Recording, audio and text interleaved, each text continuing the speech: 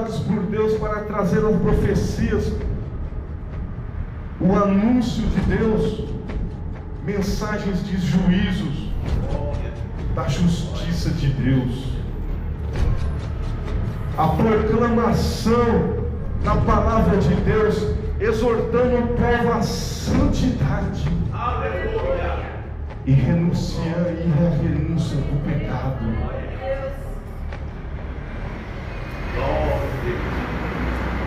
E fazia para que o povo pudesse ouvir estas mensagens e se converter dos seus maus caminhos. Eles ouviam a mensagem dos profetas, eles ouviam a palavra do Senhor, eles ouviam quando os profetas iam diante deles e diziam: assim diz o Senhor. Mas o que acontecia com esses profetas, quando eles levantavam a palavra do Senhor para o povo? Eram mortos pelo povo. Quando não eram mortos, eram jogados em calabouços e prisões.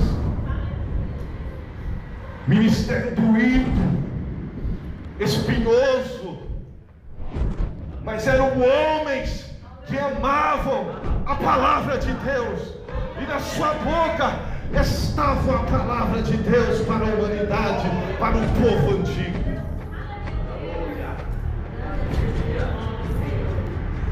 E ali no livro de 1 Reis, capítulo 16, confesso para os irmãos que vem relatar uma das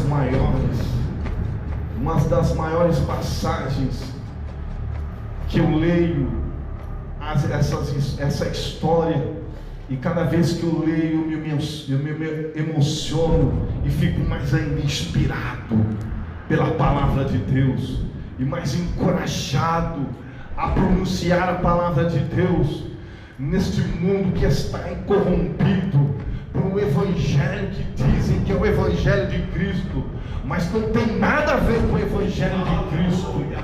Aleluia. Então estava ali Israel,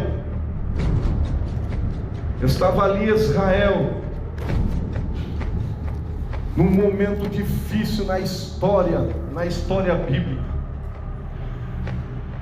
No capítulo 17 vem nos relatar, mas para que os irmãos possam entender a história deste profeta por nome Elias, vamos entender o que estava acontecendo em Israel naquela época, há 550 a 570 anos antes de Cristo. A Bíblia nos diz que ali estava Acabe, filho de Eulim. No versículo 29 do capítulo 16 de 1 Reis, ele começou a reinar sobre Israel no ano 38º de Azar, rei de Judá, e reinou Acabe, filho de Eulim, sobre Israel em Samaria. E fez Acabe, filho de Eulim, o que era mal ao Senhor, mais do que todos foram antes dele. E no versículo 31 diz assim: como se fora coisas de somente, tomou por mulher a Jezabel, filha de Etibaal, rei dos Sidomitas, e foi e serviu a Baal, que edificara em Samaria um altar. E também Acaz fez um poste de ídolos. Aí vem a consequência, de maneira que cometeu mais abominação, que no versículo 33 nos diz: irritou o Senhor. Então essa era a situação de Israel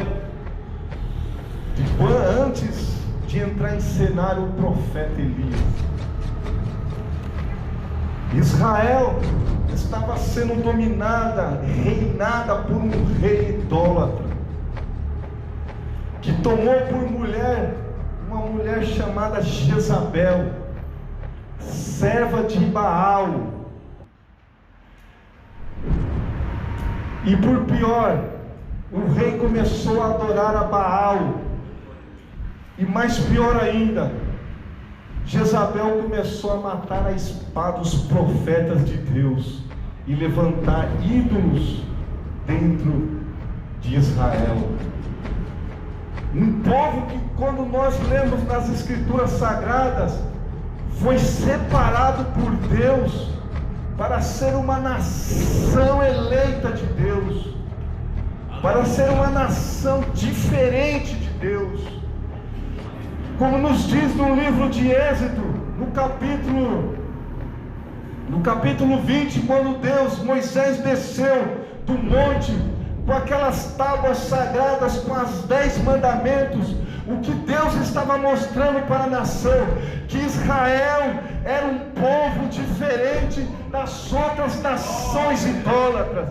E quando menos se espera, em Israel estava um rei idólatra, com uma mulher idólatra, uma mulher que estava matando os profetas de Deus, e levantando altares da Baal para adorar a Baal. E o céu de Jerusalém e o céu ali de Israel estavam com incensos e cumprindo incensos de fumaças a deuses estranhos.